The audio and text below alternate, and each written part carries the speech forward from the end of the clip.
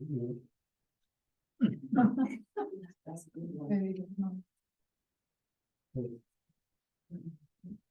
right, looks like it can record, but it cannot move the slides. So You should be able to do us doing it.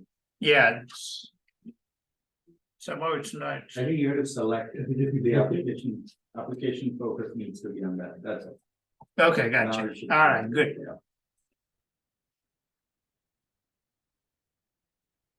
If you're back on. Yep. the PowerPoint, then I'll be it. Yep. All right, perfect. All right, good. So let's talk about database. Anybody know about anything about database? You guys use it anywhere? The list of records, right? You have. List of records, okay. Anybody has any other idea? Store information, right? I mean, we practically use it in day-to-day life. We just don't know it. We whether it's a database or not. But anything that you store, organize information, right?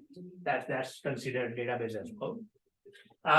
So we'll talk today about what is database, what is DBMS, some database concepts. How do we store the data? How do we organize the information into the tables and so forth? Any IT system that you are going to look at it, they all always have database. Without data, there is no IT system. Because anywhere you're gonna look at it, right? Our flow, even we have what information we are storing. We are storing users. I mean, that's the users are there, but the dealers, lenders, credit applications, they all are stored in the database. So hopefully we'll. So what is the by definition, right? It's an organized collection of data. That's all it is. There is no magic to it. Okay, it's anything that you organize, including like telephone booklet, right? Yellow pages. That's considered database as well. You have TV guide, airline reservation system, anything that you deal with. Right? So Yeah, including the files on your computer hard drive. It is kind of like a one type of file-based database.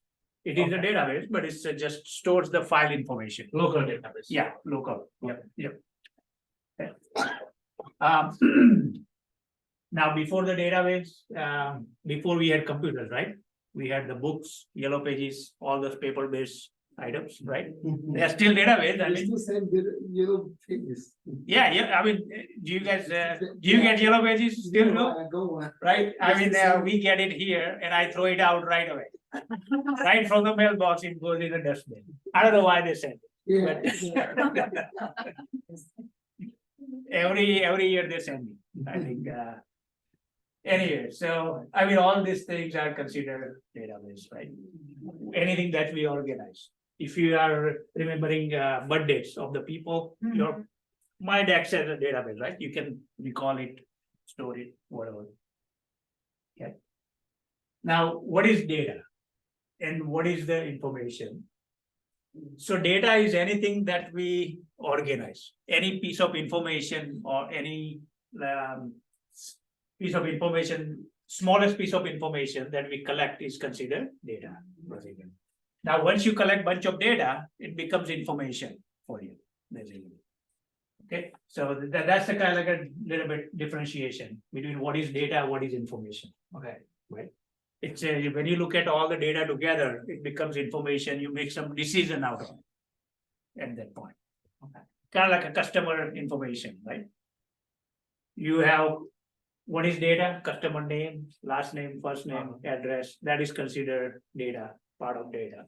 But when you have maybe 50 customers and you are looking at it, some trends, what they are buying, what they are selling, what they like, and all those things, that becomes information for you. Okay. Now we use the data for all different purposes. I mean, these are most commonly listed here, but it can be anything. Any type of decision you want to make, you have to analyze the data, and for that, you collect the information, and then you start analyzing the information. But you can practically use the database for anything, basically. Okay, or data for anything.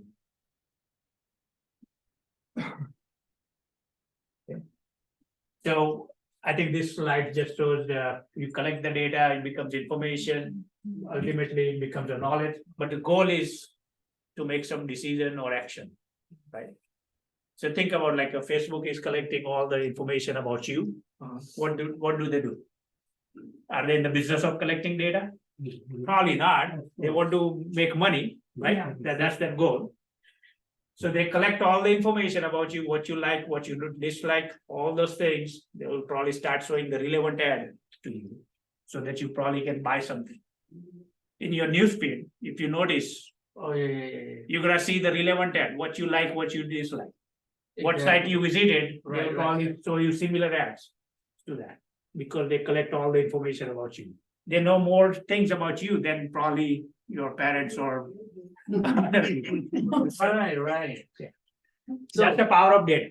Okay, They use it by IP address or, so if I have a one tab like Facebook open, so if I open other tab like Google. that's the ad engine, advertising engine. So if you go search something in Google, it probably stores a cookie on your machine. I don't know how they do it. But if you go and open another browser or go into the Facebook, they know what items you search on Google. So it will start showing this maybe similar items or same item over and over again. Okay, so that's how the ad marketing works. Okay, but all essentially what they are collecting is the data where you visited. Now, based on that, they're gonna show you relevant ads and market you somewhere else. Okay. But the important part is you need a database to do all these things. Okay, without that you cannot do anything. You can write nice software, but if there is no data, then there is nothing for you. All right. Not gonna get into that, but who uses database? Practically anybody any business users, any IT people, they all use data differently. Okay, so I'm gonna skip this part.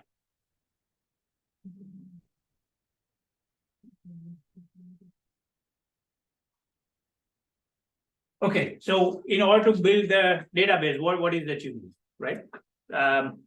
Obviously, you're gonna need a software where you can create the database and store the information, which is called DBMS, Database Management System Software. That's what it's called.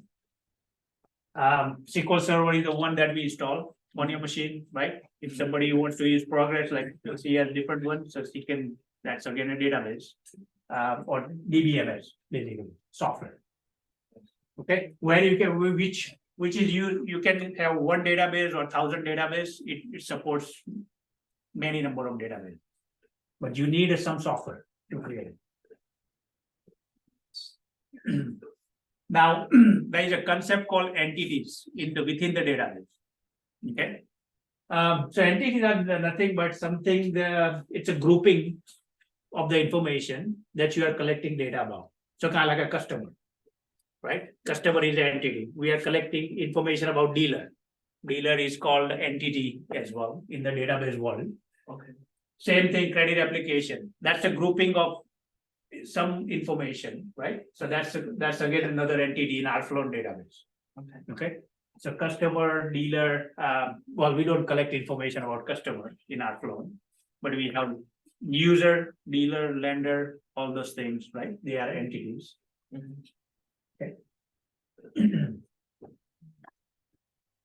Now as I said, I mean, there are many databases out there, and you can use any of them. Depending on the company, some companies might prefer Oracle versus SQL Server. Some companies might have something else, Sybase or something. There are mobile applications, right? If you are using any application on the mobile phone to store something, most likely it has a SQL-like database, whether it's iPhone or not. Practically everybody uses SQL-like on the mobile apps. Okay, you probably just don't know it, what is being used to store the information. All right. Yeah, there are plenty of other ones out there, but these are most commonly used ones. Okay. Any question on this thing? Right? These are just a software that you will need to build the data. That's all. Yes, Why use Excel unless Excel qualifies as a database? So Excel can be considered database, but when we talk about the database, right, Excel, it is a database, right? It's a what you can list it out as a desktop database. It is running on your computer and you can have it. But these are more like a relational database. There is a difference between kind of like a type of databases. Excel, you cannot relate certain things, but these are more like thousands of people are needs to access, then you need one of these type of database. Excel is like you can use it on personally on your machine. Yeah. Nobody else can access it. Think around Excel as a data store. Yeah. Where every record is every month. Yeah. Right? But it doesn't have a data management system on top of it, versus all of this thing. It's a data store and you have a management component on it, so you can query structure data and you can get the information. In Excel, you can't do that easily. Yep. But you can store the information in Excel. So yeah, Which tool we have in a computer? Just download it. SQL Server. This This is is all the down, right? Microsoft SQL Server. That is the one we have downloaded and installed. Okay. Now, this in the real life, I mean, companies pay a lot of money for licensing, probably 100,000 or plus for server licenses, because they have so many applications, they are storing so many databases. You guys install for free because there is a free version available for learning and everything else. Small database. Okay. So that's what we install, the free one, basically. Okay. You install the personal app? Not the personal. No. No, that is, you can still build the applications, but it's just not robust. Okay. It will not scale. I mean, there are 1,000 users coming on your SQL Server local copy, then it will crash. It will crash your computer. It doesn't have, it cannot scale that much. But you can still build the applications using the same database that we have. Okay. All right, so let's take a look at it. What is that is part of the database, right? So we have software, right? DBMS, right? Then we have so let me just I'm not gonna go through that slide, but let me just quickly draw something here. All right, so we are talking about DBMS, right? And this is where we have SQL Server or SQL Server or Oracle. Okay, or any kind of basically software. Okay, now within database, we can host many databases. So you will have a database. Okay, so this is a software, this is the actual database, basically, where we can, and this could be our flow database, right? If you know any other applications, that they might have their own database, second database, third database, and so forth. So you can create that. Now within database, you have standard structure. Remember, what is the definition of database? It's an organized collection of data, right? So, and we talked about some entity concept. So database will have many entities, more than one entities, okay? So within that we have, and those entities are typically when you create in organized manner, it is called table. So table or entity, you can call it either way. So database will contain more than one table or entities, and you can organize the information. Now this can be for our flow purpose. It can be dealer, users, credit apps. Okay, so these are entities. So you will have more than one entity within the database. Right. Now within the table, what is our ultimate purpose? Table is nothing but a structure. Okay, it's a structure. It has a piece of information you are storing. Now, when you look at the dealer, right? So what does the dealer contain generally? What is that part of the dealer information? Now the dealer. You have shop info, shop ID, right? You have a dealer name, you have address, phone number, all those things. Right. right? So that is, those are nothing but the table structure. So you can have the columns basically as part of the table structure. So, or fields, generally it's called fields in the database. So each dealer record basically will have dealer name, first, whatever, dealer name, address, all those things and so forth. But it is nothing but a collection of all the fields basically. Okay, so table will contain fields. Now, what is ultimate goal? Our goal is to store the data, right? Store the data. So data is nothing but the records. Okay, so there are different terminologies you have here. I'm just going through that. So data is nothing but the record. So dealer 1, shop ID 1, shop ID 2, shop ID 3, and then you have all the bunch of different information. Okay, so we started with the DBMS software. We will have a database, Rflow. We have bunch of tables that are part of the database. A database will contain fields and data, actual data, basically. Fields are nothing but part of the table structure. And I'll show you what these things are, okay, so that you can relate in. Data is nothing but the records information. Okay, so that's the general concept. That's about the database. So let's just go over quickly here. So fundamental building block of a database is tables, right? Which is nothing but it stores the information for every entity or whatever the grouping that you specify, right? But it will contain some columns or individual piece of fields and so forth, right? Now fields are nothing but what am I storing? Shop ID is considered a field, dealer name is considered a field in the dealer table and so forth. Okay, it's an individual piece of information. That's what it is. Now, what is record? It's a dealer record, right? It's a grouping of all the fields basically for one dealer. That is basically collection of related fields. Okay, within one entity. That's what the record is. Okay, and this is what you can relate to like Excel now, Excel spreadsheet, right? You have rows and columns, basically. So that's what the one table looks like. So if you have a tab in Excel, that is one what is that?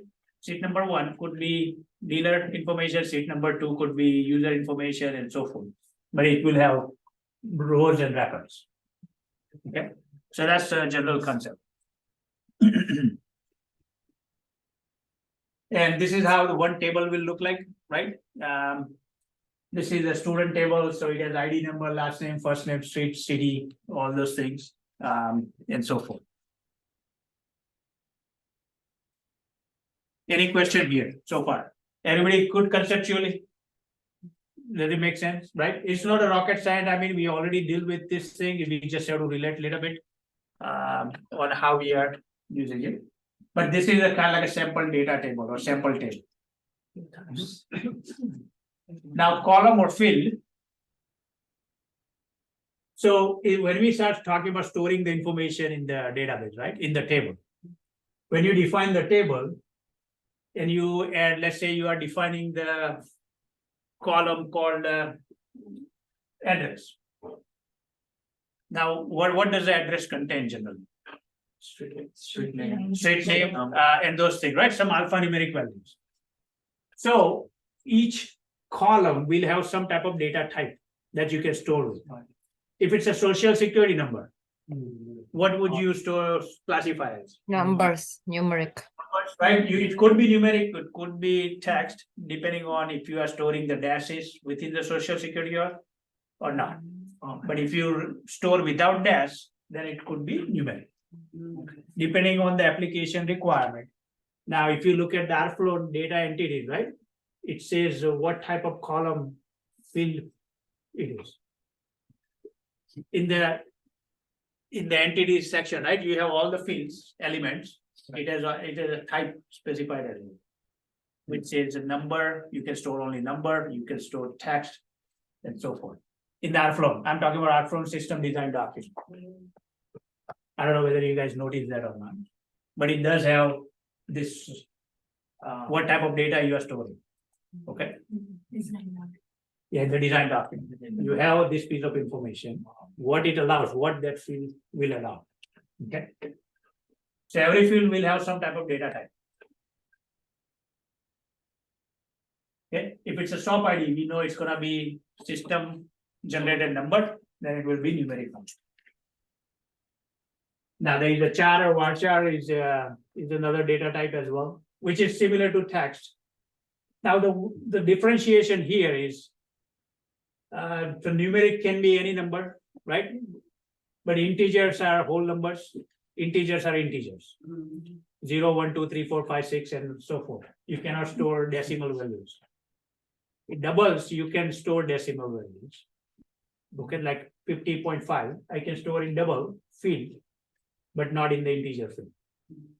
So there is a distinction or differentiation between what each type will allow. You would have to get into. We can store images as well in the data table. That's Yes, what yes. this is. So when you go for driver license, they take your picture, and that information goes stored in your record in the BMV system. Yeah, anything, pictures, whatever you need. Yeah.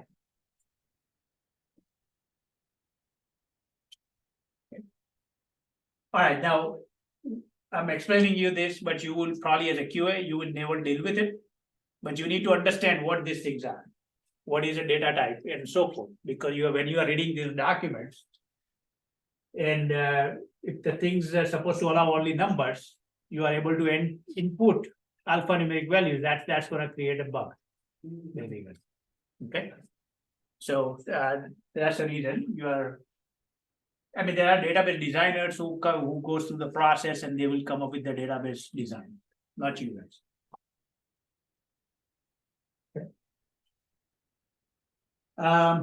Record is record, right? I mean, it's a one record collection of fields, basically.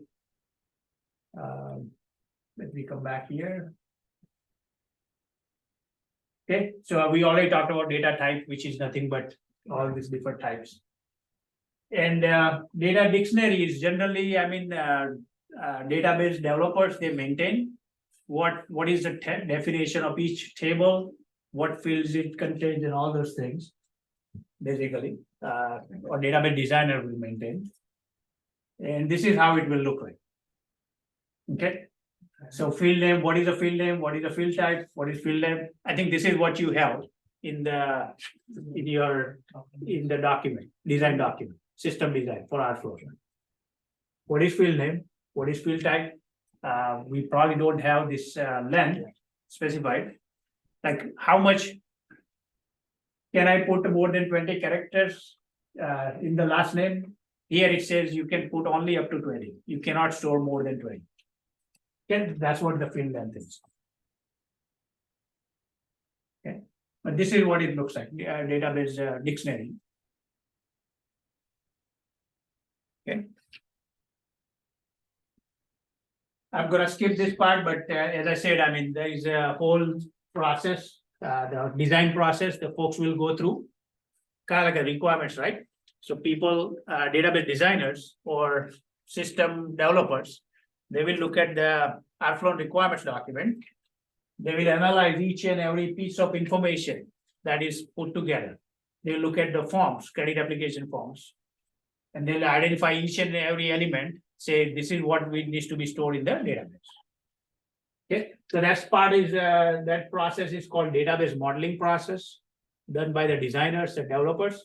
Okay, and which they will go through and identify all the different fields and so forth. That needs to be part of the database. Okay. Right. Again, same thing. SD with the SDLC, you will have this ST database process. What different things they do as part of the design here. Okay, so they do analyze. They have logical design, physical design, implementation, and maintenance. Kind of like what is QA SDLC? You have QA STLC, system of testing life cycle, right? This is the database design life cycle. That is part of the overall SDLC. And they will, I think in the requirements document, you have conceptual data model in the Airflow requirement. in the design document. And from design document, there is a ER model, a ER relationship diagram that we looked at. Anybody remember? You can flip the page, I mean, if you want in your booklet, but there is a ER model. That is typically logical and physical design model. That is part of that. Yeah, it's I don't know what page here you are looking at, Jivan. What was the page number? You had that ER model open. Well, I have these text and number entities, I have the entities. No, before that, I think there is a ER model. You will see that. Yep, this there you one? go. Yeah, what's the page Page here? number 12 of 27. Yeah, 12 of in the design document, right? Yes. Okay, so that is basically example of the logical design and physical design. Okay, it's a ER model. That's what we are talking about here. And the implementation is actually you gotta start creating the database. Like I gave you the Airflow database, right? Actual start building out in the tool or software, that's the database implementation. And maintenance is maintenance, right? Anything changes, they go through the maintenance side. What's the physical database again? Physical database design. So there is a whole modeling process. Right. They will go through and they will come up what is needs to be, how we gonna structure the database in the software. Okay. That's what the physical database is, and that's what they will start creating actually the tables, structure and everything to store the information. Okay, so that's what the physical database design is. Logical is the first piece, they will have conceptual, then they will cover with the logical. It includes more details in the logical, Okay. but the physical is the one they implement in the database. Gotcha.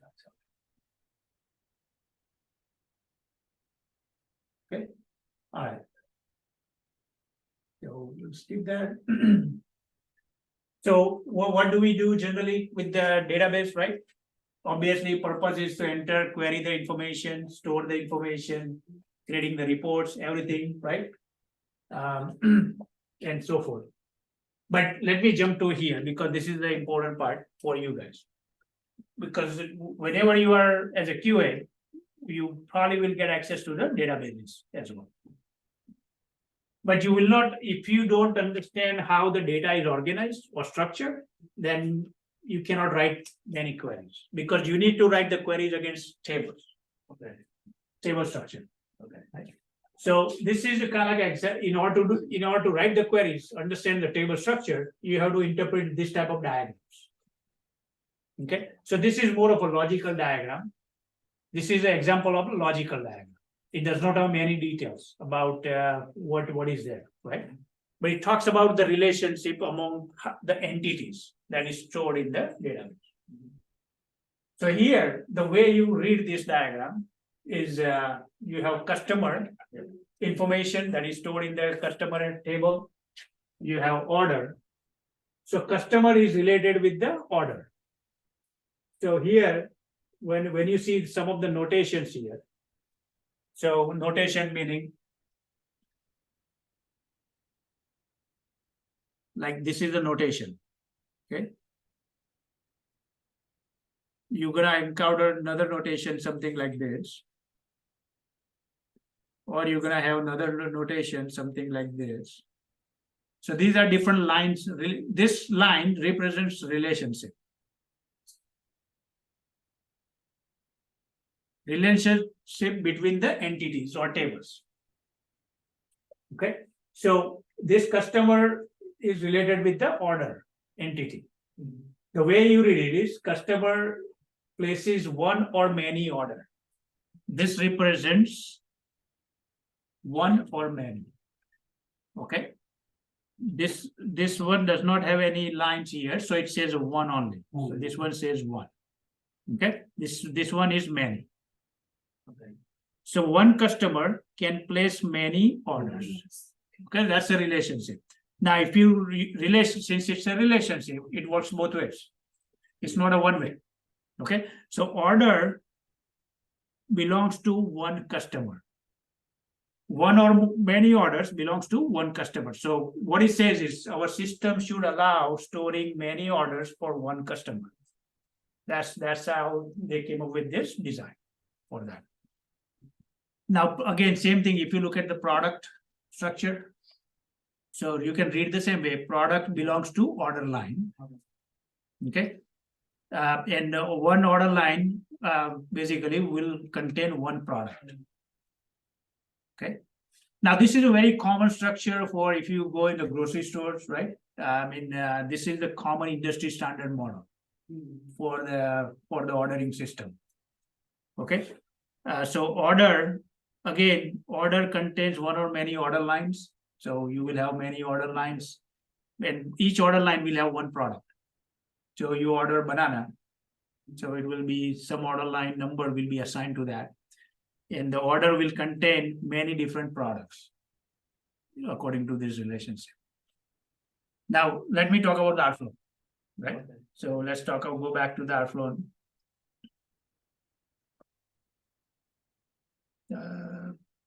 Okay. All right, we'll just draw it. I don't have it open, but so we have a what? User, dealer, lender, credit app. So what is the relationship between dealer and credit app? Right, so dealer can submit one or many credit applications, right? One dealer, credit app belongs to one dealer only, right? One credit app cannot belong to more than one. Okay, so generally for depicting the one, there is another, so industry has like few notation. So you can say these two lines will represent one.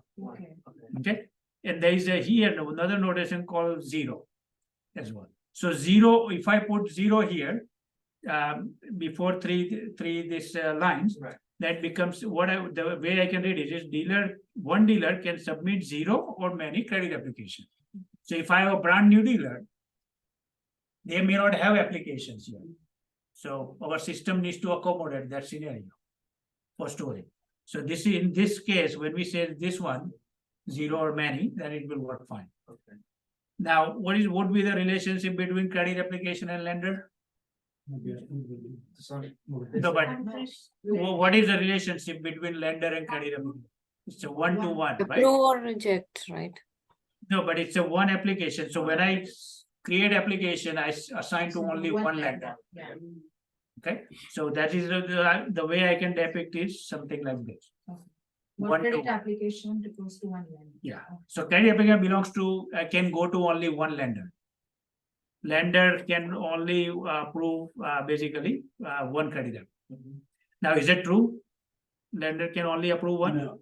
It's not, right? So it can be one, at least one or more. Right? Or it could be zero or many, right? Zero or many. Because lender may not have any applications assigned to them, so they may not do approve or reject any, basically at that point. Okay, so this is the modeling process that developers will go through, where designers will go through, and they will come up with all these different things. Same thing, you can define relation between is there a relationship between dealer lender? Direct relationship, right? There is nothing. There is no relationship.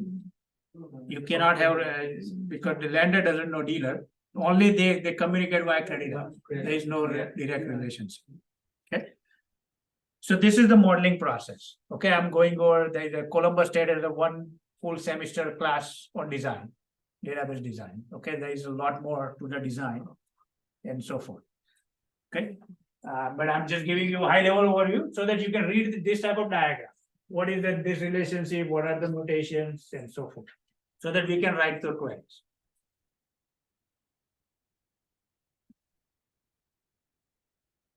Okay, so this is more like a logical diagram, doesn't have much details, right?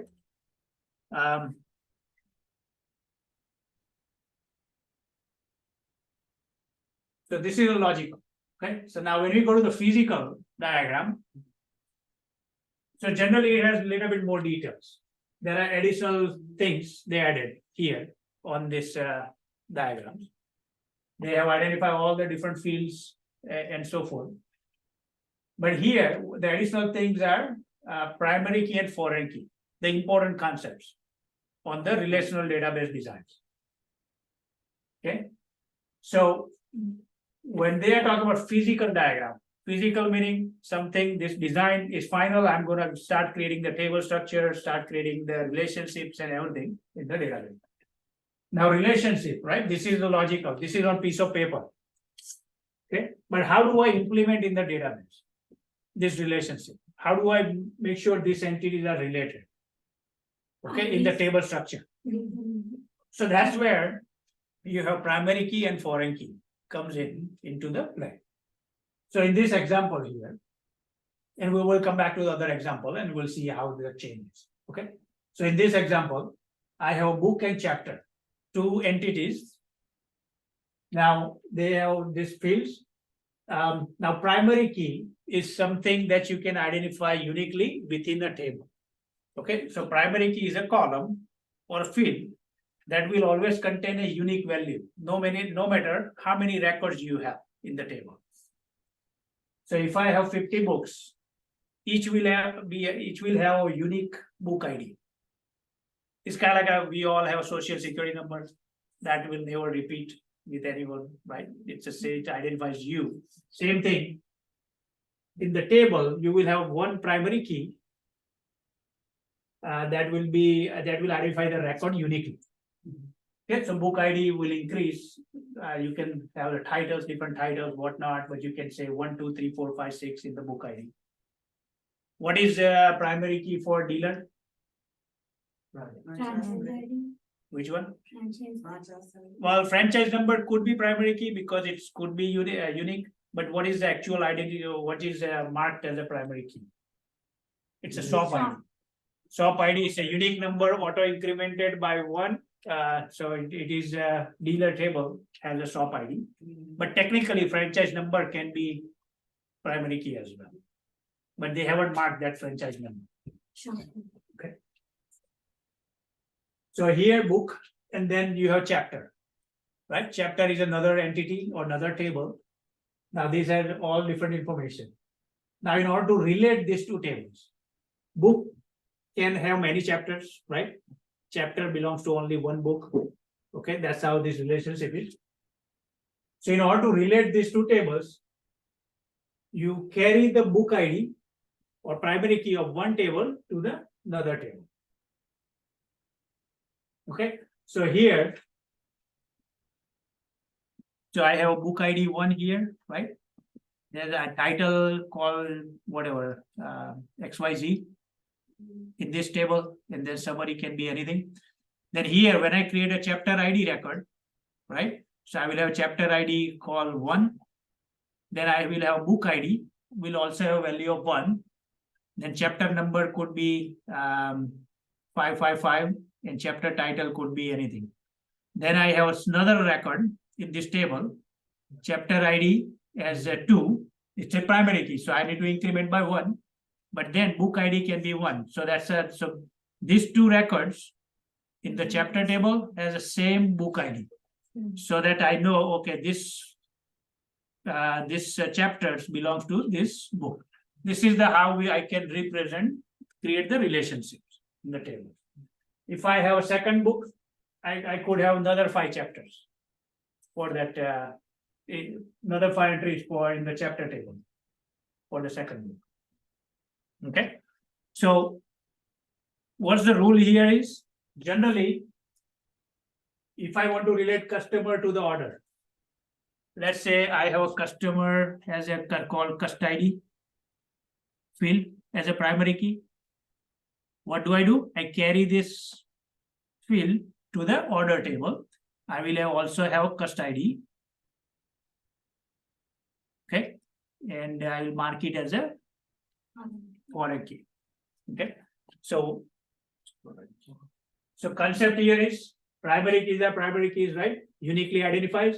But when you carry the primary key to another table to relate in the table, in this table, chapter table, this is called foreign key. Okay, that's the primary key, foreign key, which points to the book ID here. That's the concept. Okay, that's how you can create the relationships. Whatever is shown in the diagram, this is how it's related. This is how it will be actually implemented in the database table, in the design. So if you want to identify, so you need to look for the same, basically column C, basically there are certain table structures and all this information. You sit down with the database designers, they can explain you, or they will hand it over, they will hand you this type of diagram or this type of diagram, and you have to read it, interpret it, and start writing your queries. Okay, so it's just the interpretation, primary, but if you understand what is primary key, what is foreign key, then you should be able to write the query. What is it?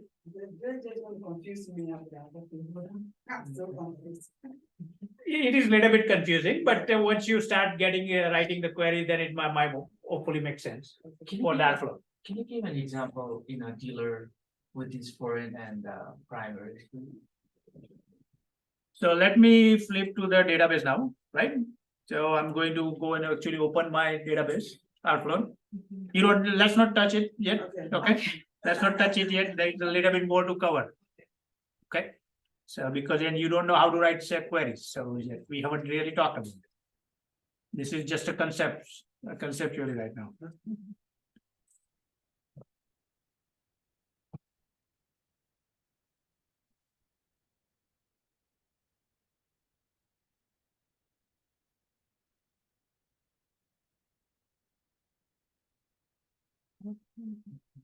So you all have Airflow database anyway. So dealers, right? So we were talking about dealers. Dealer and credit apps. How about that? We will take a look at the same example, right? So I can do simple query. So I have this bunch of dealers here, right? Which is shop ID here, right? This is my primary key. Now, how do I know it's a primary key? So I go to the column and I should see here, it says shop ID PK. PK is a primary key. Okay, primary key, it's an integer field, it does not allow nulls. Primary keys, you have to have a value. You cannot put blank or Z, all those basically. It has to have a unique value. Okay, and it cannot be nulls. So that this is what shop ID is. Now, let's talk about the users, right? So what I'm going to do is I'm just going to say select star from users. Okay, so it will give me all the users. Now, if I want to know what are the users that belongs to dealers, right? Because there is a relationship between users and dealers, because there are dealer users, basically that belongs to the dealer, right? So, and what is the significant? How do I know the dealer ID, right? Or shop ID should be assigned to each user. Okay, so let me go find it. If you could speaker. Yep. Okay. So let's see, there is a shop ID here, right? This is a shop ID field in the users table. So if what is let's go back here and see who we are talking about. German Toyota. How many users are for German Toyota, right? So I can say simply write where shop ID is equal 1 here. Now these are again part of the query, and we'll talk a little bit on that. Okay, so this 4 or 5 users belongs to German Toyota, right? And they all have a shop ID 1. This is a relationship because shop ID is a foreign key that points to the other table with dealer table. This is how you can relate and do the work. Okay. This is how you know, because the ID belongs here, that points to the dealer's table. Same thing, if I want to find what are the lenders, so I'm gonna look at the lender ID. Okay, because there should be a lender ID somewhere. Okay, this lender doesn't have it, but let's see which one has it. Selected lender, you're doing dealer. No, this one is fine. This one I don't need to. I can write select star from lenders. You don't have to select. So that's gonna be. This is a separate query. Okay, I'm writing bunch of queries, but when I select and execute, it will execute this particular line of query only. This particular line only. So now I'm executing select star from lenders. So I'm looking at what are the lenders I have in the system. Okay, and I have lender ID 20 and 21. So there are two lenders Okay. in my system. So I can say, let's find out which users belongs to lender ID 20. Okay, which is a test lender. Okay, so there is a one user, which is a username is lender, and the password is lender. Okay, so if I go to, well, Rflow, this is on my local machine, so this is not connected with the actual Rflow system. Remember, you all have a local copy. Okay, so anything that you do here is not really connected to the actual application. All right, but this is how I can know. So there should be a lender ID here. Let's see, where is lender ID? Oh, there you go, lender ID. So where's the foreign ID? The dealer should be the foreign, right? On this case? No, dealer has a shop ID, which is a primary key, right? This, Okay. but we are talking about, so parent table is dealer. Yeah. There are child tables, right? Child tables mean like a related, basically records we are trying to find from the users. So users I need to go and I need to see, okay, how the user table is related with the dealer. Because there are dealer users that belongs to the users. Right. That's what we are looking at. Okay, there is a lender ID here, there is a shop ID. Okay. This is how you can determine, okay, how do I basically how the tables are related. Okay, sometimes you will find the relationship within the tables. So if I come here, keys and constraint. So it only has primary key relationship defined. There is no physical, there is no actual relationship defined between the tables. Okay, in this database, but a lot of database, they can enforce actually create a foreign key. So here I can say create constraint foreign key, basically on table users. Okay. That points to the primary key of the other table. So there is a whole syntax which I can show you here.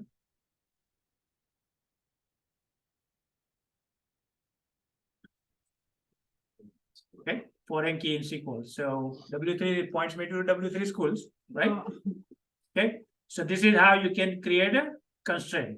So when I create a table, right, orders to here, in this case, I have ordered table, but it points to the person's table. So this is how I can create a foreign key constraint on the table. Relations between the table. Right. In our table, Rflow doesn't include this constraint. That's all. But it does, as long as you have the common columns, then you can query anything. This one will enforce the constraint, other one will not. Okay.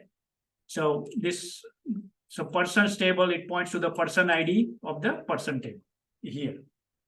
So that I can create a order and person, customer. Yeah. Okay. So any question? In order to create a relationship, you have to have the same column in both tables. Simplest term. In order to have a relationship, you need to have the same column in both the tables, primary key and foreign key tables. So what is that here? Book ID presents here. This book ID is also present here.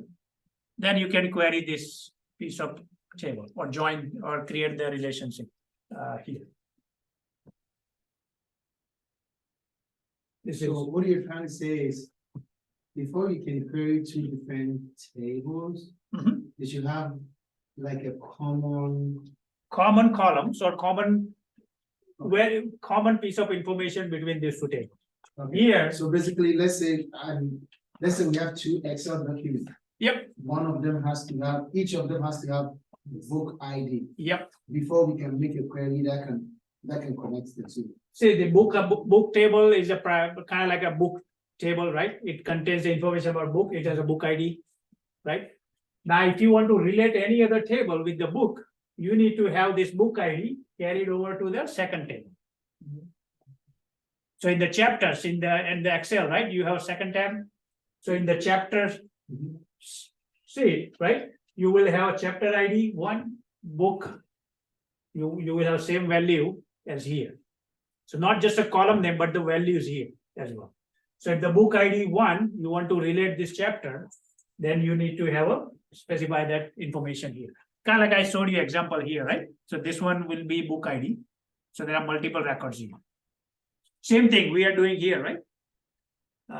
In the SQL. When I say lenders, right? Or users,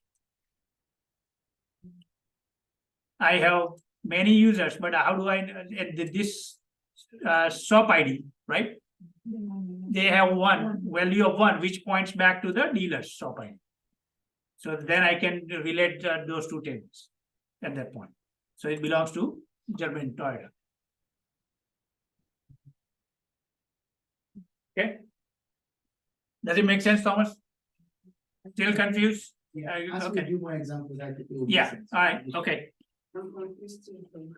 What is your question, Joyce? What are you? I don't have a question, just confused. All right, hopefully you will catch up. That's all. All right. But this is a conceptually, okay? This is all we are doing is talking about is conceptually what is primary key. Do you guys understand primary key? What is foreign key? Do you guys understand foreign key? Do you guys really understand foreign key? All right, good. Then I think then it will be a lot easier for you to query, basically write the query. Okay. All right, we already talked about the relationships, right? What is a one-to-one, one-to-many, many-to-many, right? So kind of like what we talked about here. If I have both, then it's a many-to-many. One product belongs to many order line, one order line has many products. That's a many-to-many. Okay. And good thing there is only limited number of type of relationships you can have, right? So.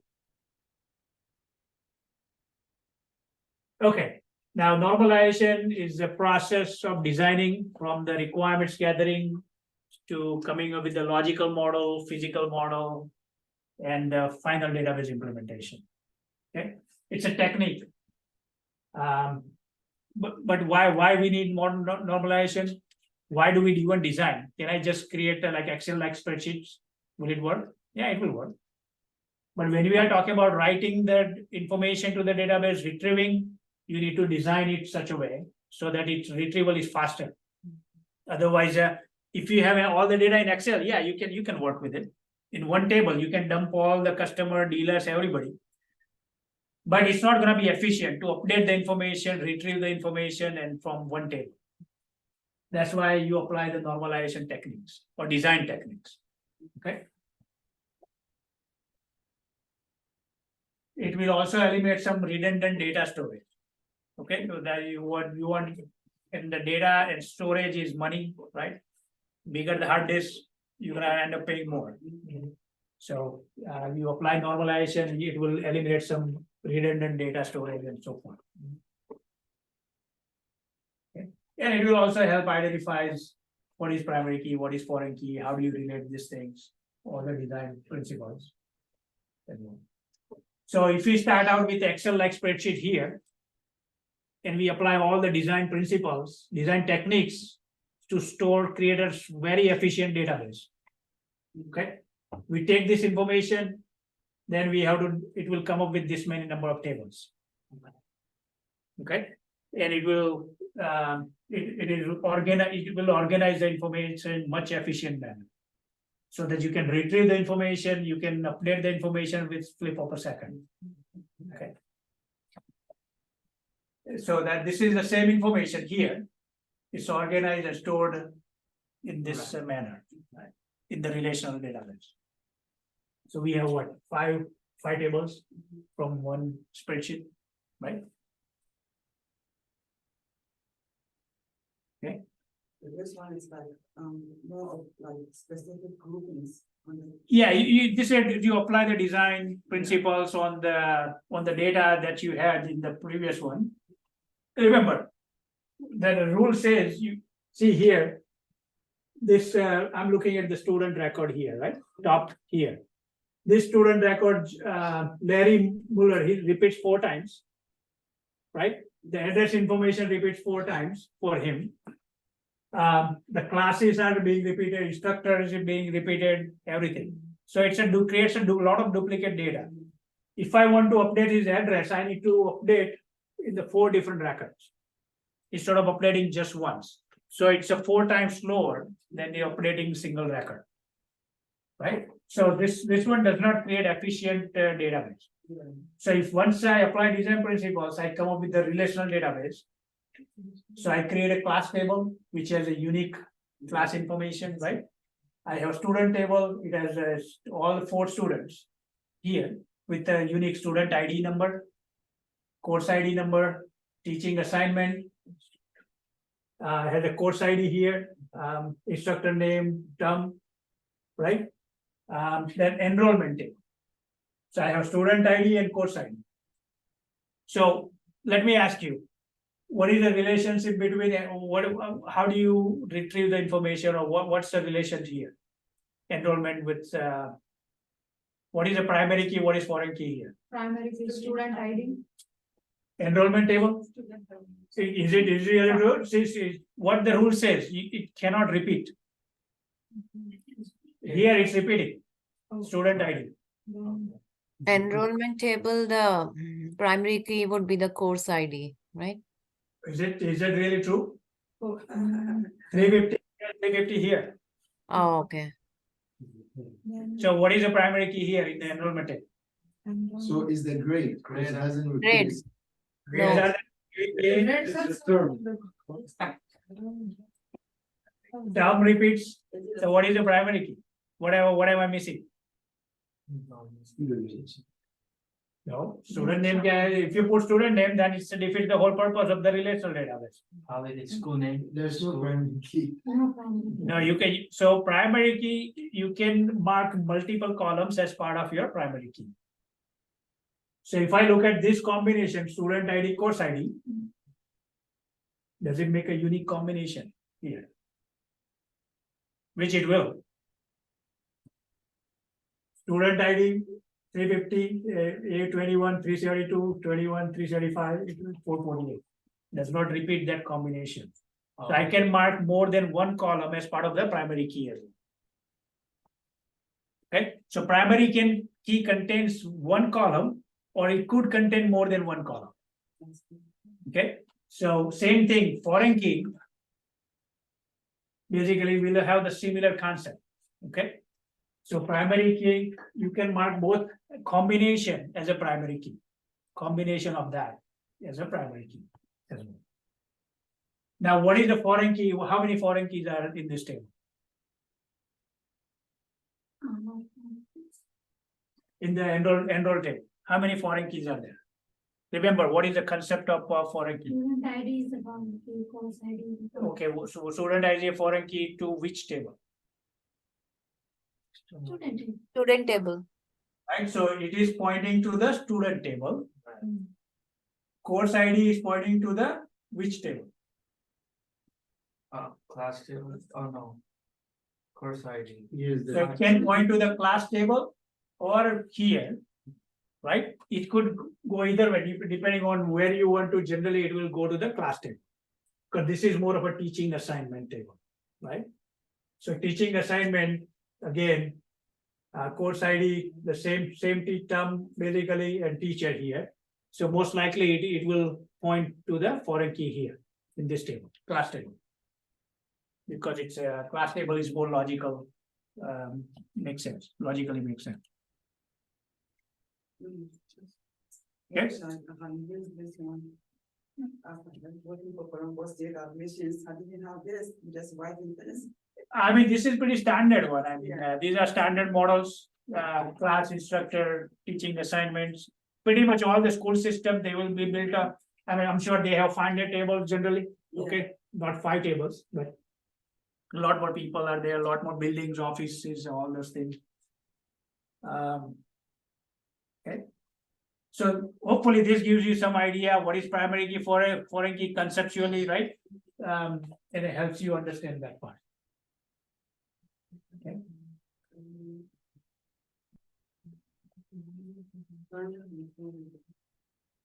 All right, so everybody good, move on.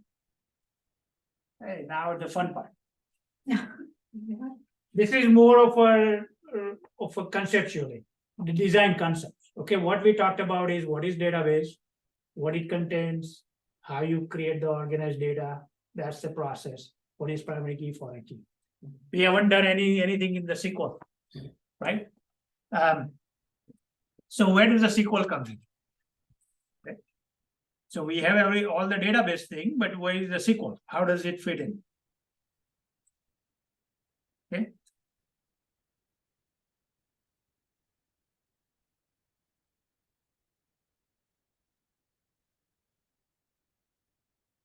Okay, so this is our Rflown database, right?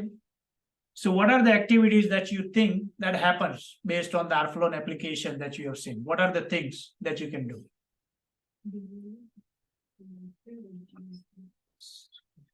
Create application, like create application. Create user. Dealer users. So we have CRUD, create, read, update, delete. Right, those are the 4 possible activities that you can do within a database or within the application, right? C means create, R means read, means retrieve some information, right? Update and delete. Okay, so good thing about, so any of this interaction, if you want to perform any of this activity through your application, you have to have a SQL commands basically executed in the backend.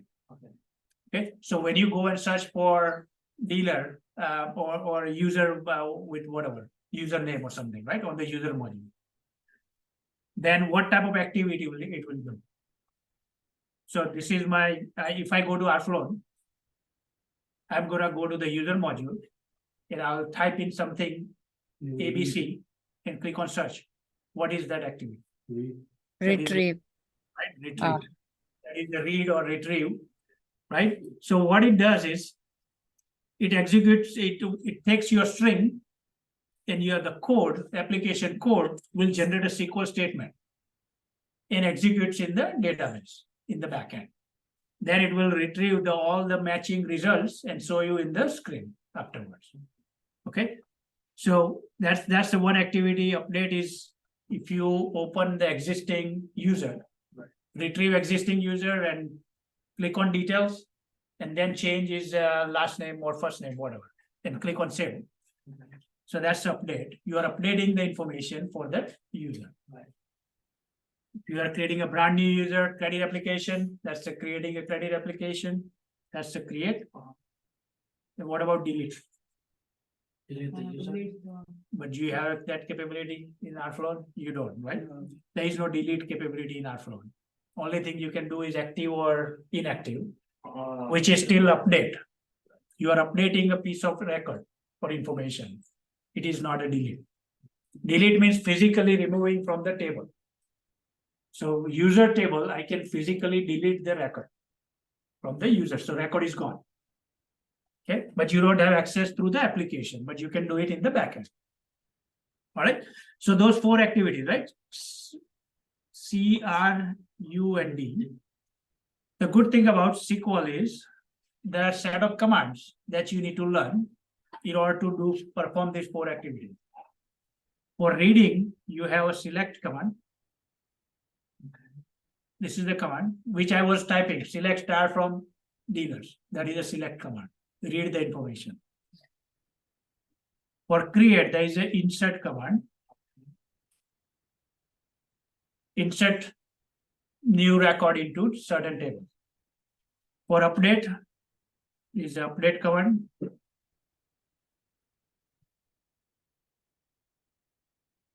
And for delete is a delete command. If you learn these 4 set of commands, you can master the SQL on your own. Okay. Now there are a lot of variations there.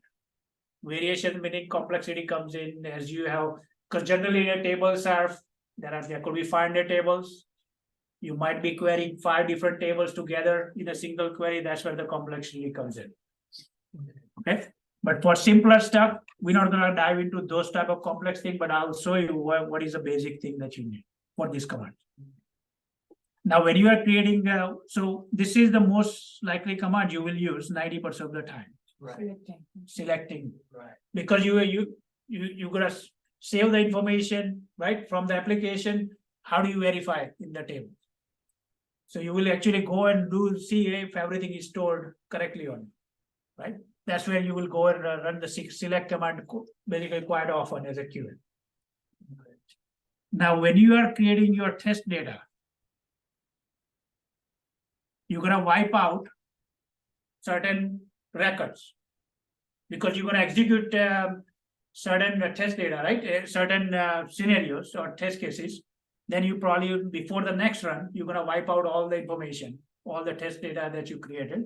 So you're gonna use the delete command. And then you're gonna insert bunch of other records, maybe bunch of users you want to create again. So kind of like a clean, give you a clean data to work with. Okay, an update, I mean, depending on what you are trying to do, you might use some updates when you are for your test scripts. Okay, but 90%, then you will have 10% of the time you will use delete and insert commands, and maybe 1 or 2% these guys. I guess 9 you can put it, make it 100. So, all right, so everybody clear? So I have a question, as a tester, are you able to create anything in the system like as a tester, you are only allowed to test, right? Find the bugs, right? Yeah. But in a SQL, are you able to change any data in Yeah. the database? Yep. You will, yeah. Okay, That's why you need to learn this command. right. So Remember, see, Rflow is the application that is developed over 6 months, right? That is generally takes 6 months to write the application. Let's say you start on iteration 1 and you are working on the user management or lender management. Now you don't have any user management module because user management client says, hey, I want to submit a credit application first. So let's go and develop that one. So user management module will be developed at the end, all the way at the end of 5th month. So how do you set up the users? So you need to go and set up all the users in the backend using this insert command, update command, because our module is not ready for setting up the user. Okay, so that's where this thing comes handy. Oh, okay. All right. Okay, so let me quickly go through some conceptual things here.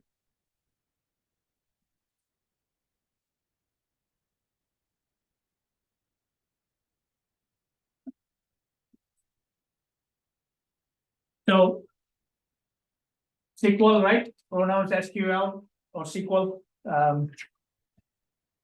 It's a set of commands, basically, nothing but set of commands. And syntax while for interacting with the database or relational database. There are different types of databases, but we don't care. We're gonna focus on relational. That's what we do generally. Use specifically for query retrieval or creating the new data or something. Storing information, storing new data. Yep. Now, these are not the only commands, but this is the one that you will need to focus as a keyword. Okay. Creating the table structure, and there are so many commands. There is a whole programming you can do in the SQL as well, but you don't not do that as part of the keyword exercise. So select, as I said, select is the most basic command, right? You can retrieve the fields or information from one or more tables. Okay.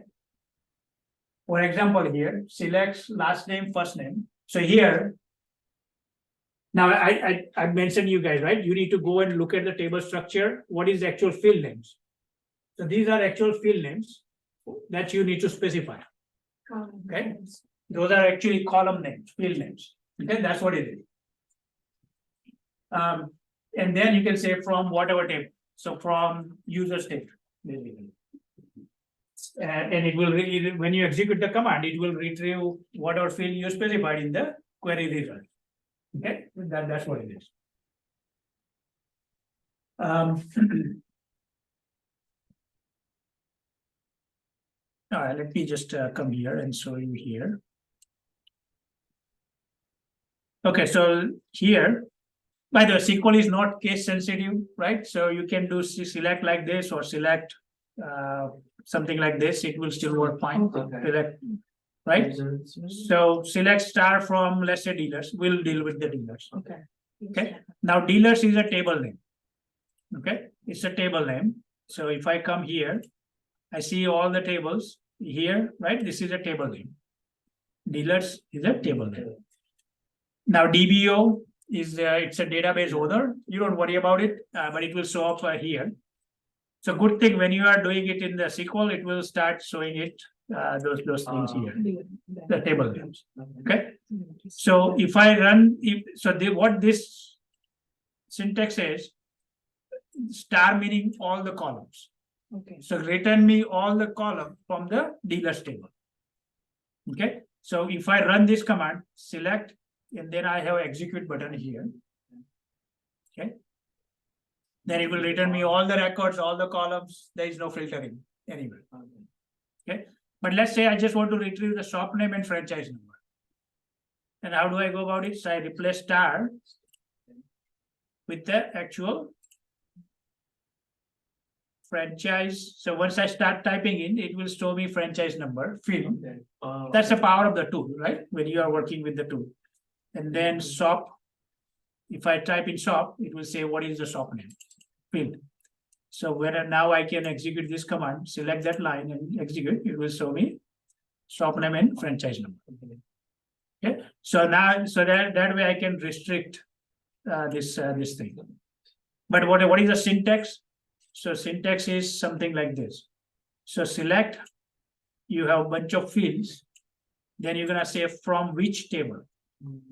Okay, so from dealers. Okay, so that is the syntax that you are following. Okay, that is the command. So SQL is also not case sensitive. No, SQL is not case sensitive. I can do something like this and it will work just fine without any problem. Okay, but for readability purpose, I mean, I prefer to type it in uppercase for my purpose, but it's nothing to do with the SQL. Okay, now the highlighted one, right? These are like a keywords or syntax. These are the things that you need. Right? Select and from, but other things you are typing in, what fields and what table. Okay. Now let's say, let me put it back, select star here. So it's all them. All right. Okay, now what if I want to find because if there could be millions of records, right, in the tables, you don't want to return everything, it will crash your system, basically. So you want to filter out only certain specific records. Right. Let's say you are looking for specific dealer. So German Or Toyota, just first one. start with the German Toyota, right? So I can put some filter in the query. And the way you can do it is use a where clause. Select star from dealers where. Okay. Now what column you are putting filter on, you have to specify here and what filter. So what I'm trying to say here is I have a shop name field. So where shop name equals, I'm looking for German Toyota. So I'll say German Toyota, but now it's I'm specifying a string, comparing with some other string value. So I need to put it in a single quote. This is a single quote. Okay, where shop name equals German Toyota. So I'm looking for German Toyota record only. Okay, so this now I can run this query and it will return me filter this thing on the German Toyota. I can apply the filter on anything like franchise number, right? So again, franchise number, I can do it, but I need to change the field name, franchise number then, in that case. Okay, so now I am filtering the records, basically. So if there's like 99 franchise number, right? Yep. So it's just so 99 result. Or it's just so It's showing the exact, when I say equal. So it looks, what it will do is when I run this query, it will go apply the filter first on the column. Right. So whatever column I have, it will look for this value in this column. and then it will return me all the fields from that table. Okay, that's how the filtering works. Now let me come back here. Let's say I want to find everybody in the Columbus, right? All the dealers in Columbus area. So I can say Columbus, where city is equal Columbus. Okay. So now I have 3 records being written, right? And those things. Now, what if I want to additionally filter? The filter mechanism, right? Where clause, I can have many fields and narrow down the record. Okay. So let's say I also want to filter on the zip code where somebody is in the Columbus, but also in the zip code 43240. So I can do, again, there are clauses available, and or remember Dilip talked about today morning, this and this, if both are true, then return me the result. Both conditions are met, then it will return the result. So where zip code is equal 43240. Now remember, I'm not putting zip code in the codes because it's a number. Numbers typically you don't put it. Now, if you put it in the codes, it will still work. Okay, but you don't put it, that's perfectly fine. Numbers. So if I run this, I am expecting only one record. Right? So now it applied a filter on both two different columns. If I change to OR, what will it do? Either of them is true. So how many records I should see? So in the zip code, I have 43240. It depends on how many Columbus. You have all the 3 for Columbus. 43240s are there, right? So let's see, we can run the query and see. So we got more. Because you can verify, okay, these 4 records are 43240, but they are in Cleveland. Right? This one is in Cleveland, this one is Dayton, this one is Dublin. So it's also included those. Either of them is true, then it will return. Okay, so there are different variations. As I said, there is a complexity comes in, but different variations are also there. If you put not, then not gonna give you anything, right? If you say not equal to Columbus, right? So there is the way you can do it. Not is like that. So give me all the records where city is not Columbus. So it gives me everybody except Columbus. It's a Dublin, Dayton. I don't find Columbus here, right? So there's permission sign you put there. I know it means not, but can you write the actual word not and it will still work? No, city not. No, you cannot write. Well, let's see. It will throw me an error. Okay. It's not in here. It's saying incorrect syntax near Columbus. You have to follow the syntax. Okay. Oh. So here there is a not operator, but it is not used in conjunction with not. Exclamation. Yeah, this is a not operator. Yeah, this is how it says not equal to. Or you can do not equal to like this, different ways. It will still work. Okay. So is there any part of the document that contains all the syntax we just used or? Oh, document you mean? So you're talking about SQL syntax? Yes. Yes. You can find those tons of it, like it's in the same W3 schools website. Okay. So there are a lot of variations, right? So you can play around. I mean, with a lot of, you have a database. Good thing you have a database, Rflown, which you can work through. Because there are so many variations. It's basically it says what are the different things you can do. But I think if you go here in the where clause, this is where you will gonna find more things here. This is their SQL syntax. Yeah, but in the where clause, this is where you will see what are the different things greater than not equal to. See here, yep, all these things you can do.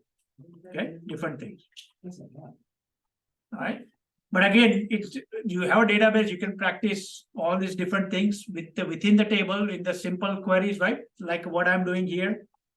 And run through the variation and try to understand it. It's more about practice, okay? SQL is more about practice. Okay, so let me come back here. And I'll get you some times for practice maybe tomorrow as well, if we cannot get more here, okay? So from clause is needed syntax wise, right? I think we talked about this one as well, so I'm gonna move on. Where clause, we talked about where clause. So you can look at it. I give you the syntax. What are condition? It's a Boolean expression, results in true or false, right? This is what we looked at it.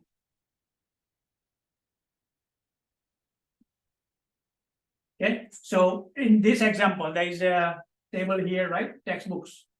It says select star from textbook where category is equal computers. So what am I expecting here? How many records it will pop up? This is the table. 1, 2. 2 records.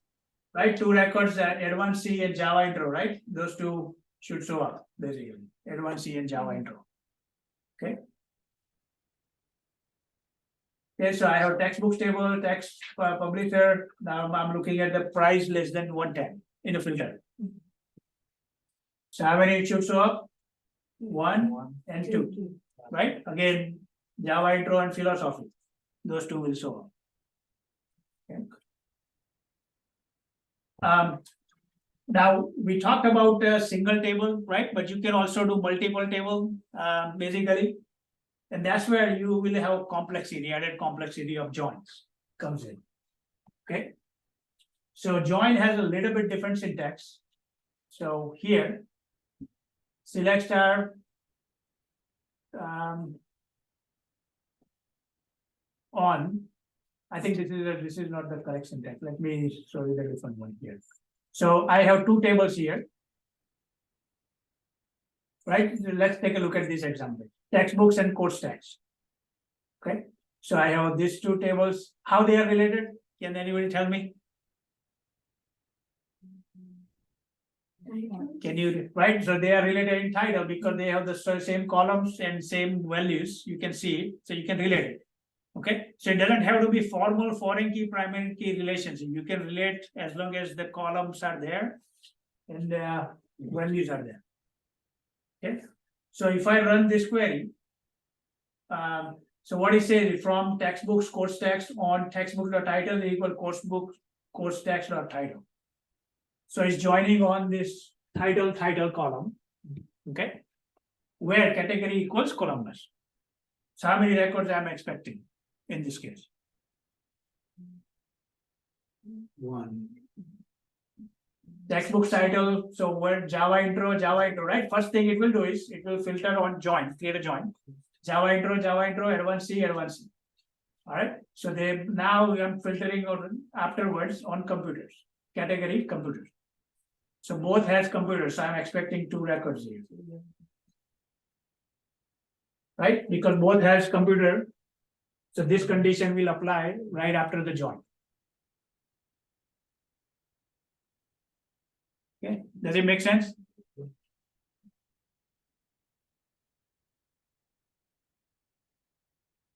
Understood?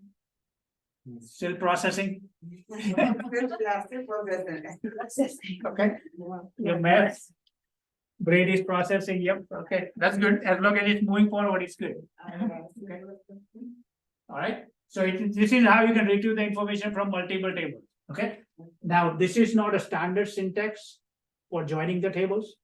Okay, but I think I'll show you here if you don't have it yet. All right.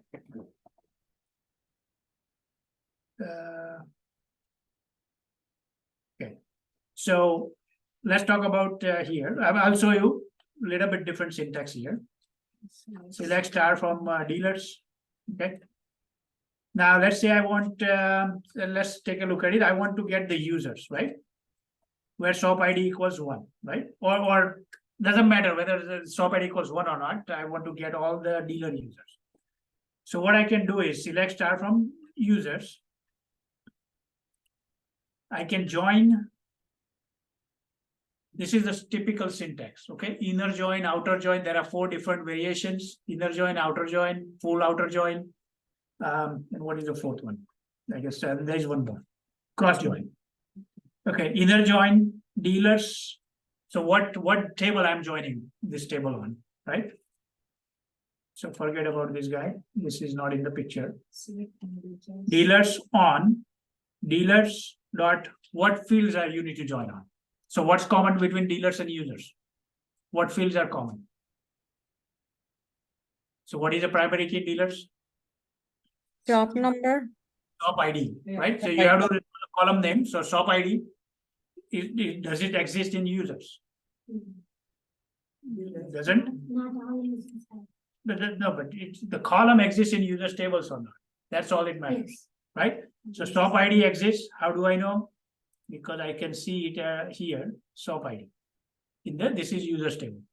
Okay, so dealers, so I can join on dealers.shop ID equal users.shop ID.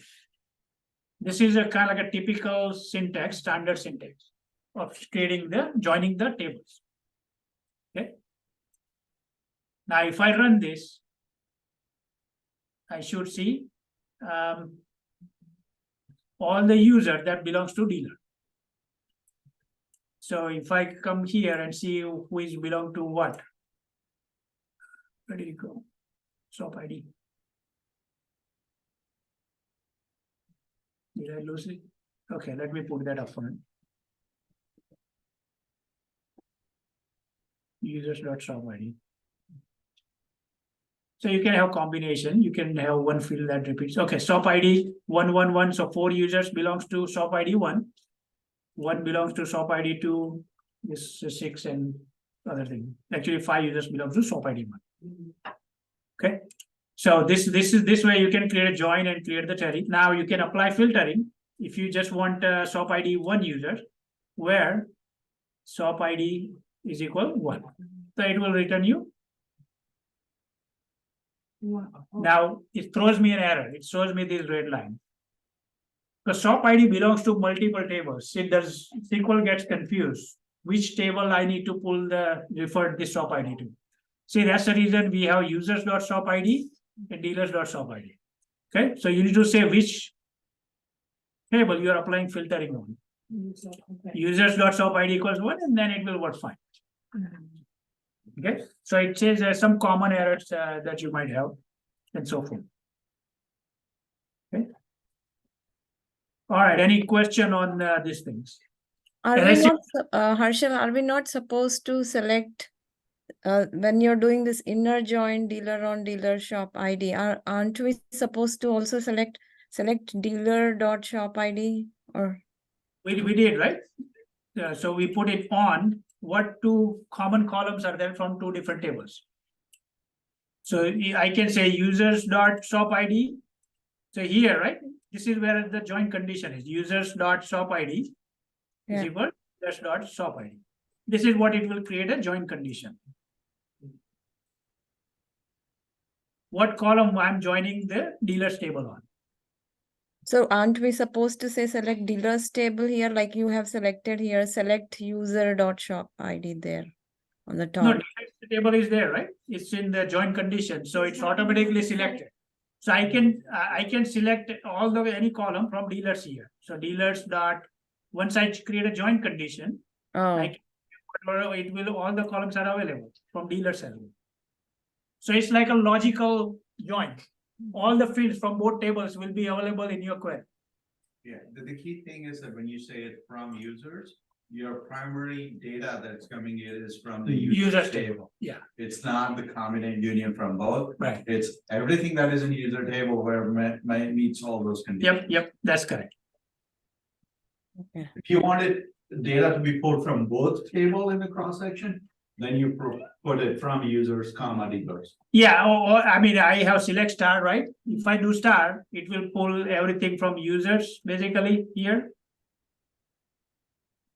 And if I scroll all the way, it's pulling from dealers as well. So when I say star, it automatically pulls all the columns from both tables, including the join table, whatever, the users and dealers. Okay, because if you look at it here, You have this Excel breaks, these are coming from the dealers table. Okay. So that's the power of joins. I mean, as I said, I mean, so get familiar with the joins, run some basic commands or queries at home and work through that process. And if we need to dedicate more time for you guys to practice here tomorrow, we will do that. You will also have Thursday as well. Okay, so where you can go through some of this thing again on Thursday. All right, so I think we can break here for now. All right, I think you have, but you have at least a database on your machine. So when you go home, if you have time, at least get some basic syntax on hand, select statements and stuff. Right? So you install the database on them? Is that Yeah.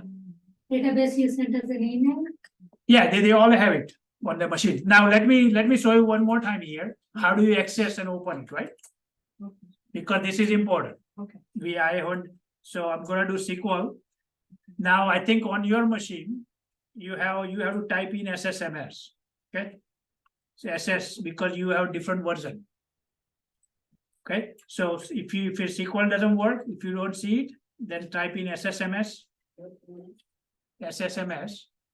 Okay, and it will pop up. SQL Server Management Studio.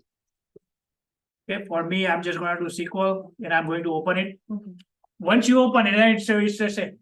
Okay, but how do you open? Right, that's the important part.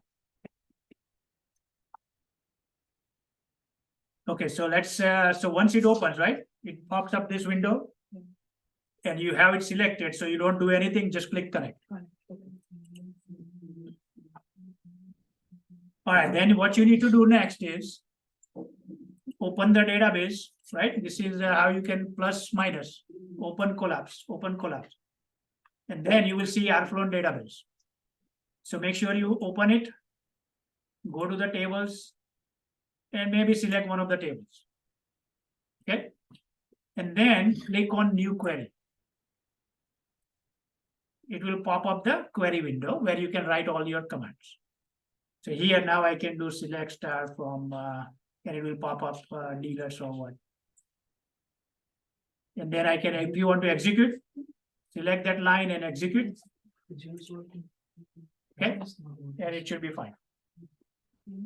Mine is not working. So I load that file Airflow. So it's not. So you should see there's Rflow database. No, it's not giving me more options when I do like drop down. It's not a drop down, right? This thing. Database. Yeah, database. Let me show you. So I have database, right? Yeah, just click. See that? This is the pro I'm getting. Oh, okay, all right, so it did not install properly. Looks like whatever it's happened, did not load properly, maybe because of the older version that you have. Or Oh something. yeah, can you show me the version you have it like? So what I did on him, he installed the 2016. So go ahead and download. Can you send me the new link? Yeah.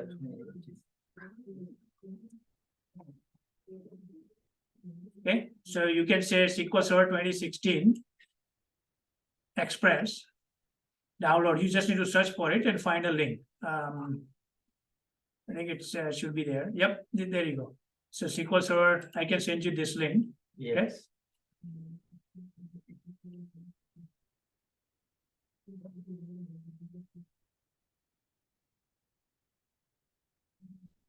Or you just Google it. I think that you will find it as well. Yeah, let me try that. Yeah. SQL Server. Yep. SQL Server 2016, and just install it, and so that you have when you come here tomorrow, we can configure it. And if you want to take a laptop home today, you can take it, bring it back tomorrow. It's fine. Just for the practice.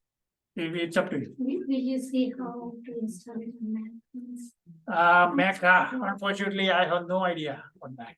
Because you need another Windows operating system and then you can install. So you need Have installed Docker.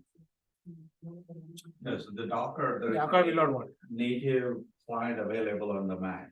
There is no native client available on SQL Server. Yeah. So you have, Yeah, you have to use the Windows. you'd rather. do We had the few Windows. students, You can do the Mac, but I don't think it's a free one or not the express version. I also have Postgres. Postgres The is a lot database more. is written into the SQL server, so the commands and the table structures in that will not work. It's kind of like it's, hey, I have a Windows machine and I have a Mac machine. Can I put everything which was written on Mac into Windows? You can't. Like, you have to rewrite it. Yep. Harshal, can you just repeat if possible, how, once you click on this rflown, how do you go and write that query? How do you get this table, this one? So just you know how to get to the tables, right? Yeah, So you just select one of the table, right? One of the table, you don't have nothing specific. And then you click on new query. oh, okay. So if you select one of the tables, is it going to still give you the same information? Is that what it is? No, it's not about table. What happens is like if you, let's say I'm here, right? I'm somewhere else. I'm here. And if I click on new query, you see it's by default, it's a master database. Okay, so if you write any query here, select star from dealers. And execute, it will throw you an error, invalid object name, because you are in the wrong database. So you have to select the rflown database, and then your query will work fine afterwards. But you need to understand how, what these things are. Gotcha. Yeah, that's all. Nothing else. Okay.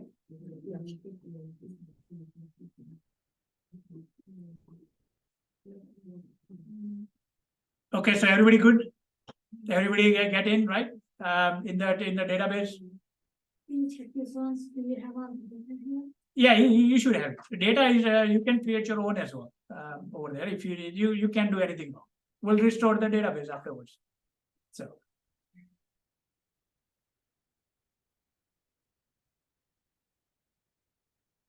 And if you want to use the SQL server on the Mac, you have to first install Docker, configure the Docker. This is Then you have to I know, but then you have to install the SQL on the Docker, configure SQL and Docker both. So that it's accessible from any device. Yeah, you management studio. I don't know how you can configure on Docker. Yeah. SQL server you can, but not And management. Docker is a container, right? It's a virtualized thing, but you have to configure all of the settings in the Docker so that it can access it from the native Mac OS. I would suggest if you have a Hyper, you don't have any virtual machines, right? I mean, otherwise on Mac, otherwise Hyper-V or something. Yeah, you can actually like do a ghost image on the Mac where it's a dual boot Mac, Windows, and then you can install on the Windows. Sneha, you're good? It takes a long time and effort and figure it Sneha? out, right? Unless there is. Yeah, I'm good. Okay, all right, then I think we are wrapping up here. So I can leave, right? Yeah, Okay. and see you tomorrow then. Yep. Yeah, bye. Would we